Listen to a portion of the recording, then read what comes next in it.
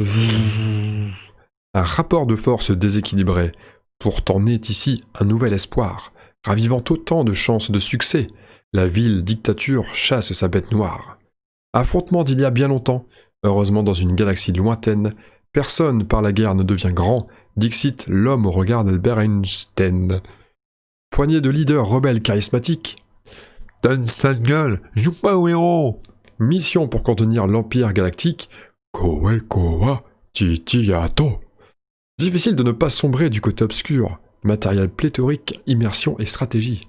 Avec Zeph, gentil vaurien doublé de raclure, simple suggestion, laisse gagner le Wookie. Peur, colère et haine ne sont que des étapes. Étoile noire à portée de la base, attention! Mobilisation rapide, c'est un piège, it's a trap! Que la force soit avec Star Wars Rébellion. Numéro 12 du top 25 poétique de l'Avent. Un jeu qu'il est bien, un jeu qu'il est sympa.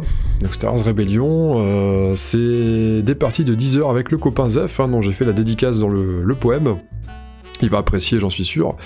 Et puis découverte par le copain William, tant qu'à faire des dédicaces, on y va, profitons-en. Donc c'est un jeu qui mêle pas mal de petits aspects, qui mêle... j'aime beaucoup le jeu pour plusieurs raisons. Alors c'est un jeu qui se joue uniquement à 2.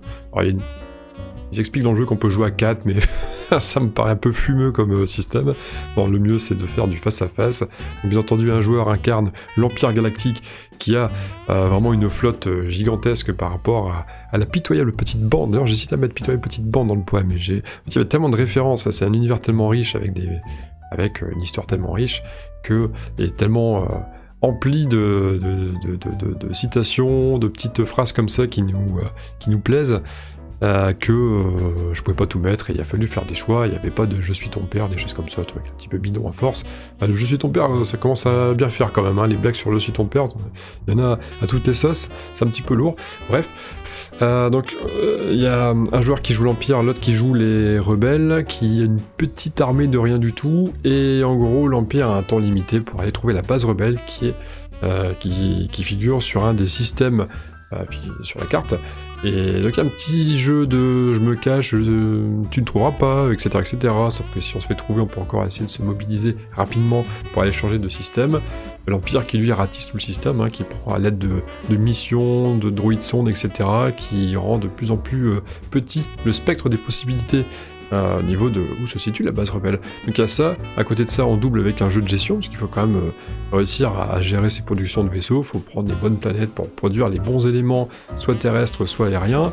Donc il y a côté stratégie aussi, parce qu'on va envoyer des troupes, côté un peu bluff, de par justement ce placement de la base rebelle, qui peut être situé soit un peu plus loin pour se laisser le temps, ou soit très proche de l'ennemi, parce qu'on se dit oui, mais c'est une planète qui a assez peu d'impact, assez peu d'intérêt tactique, donc on peut se mettre là, il n'y a pas de problème, et des fois ça passe, des fois ça passe pas. Ouais, donc tout un truc.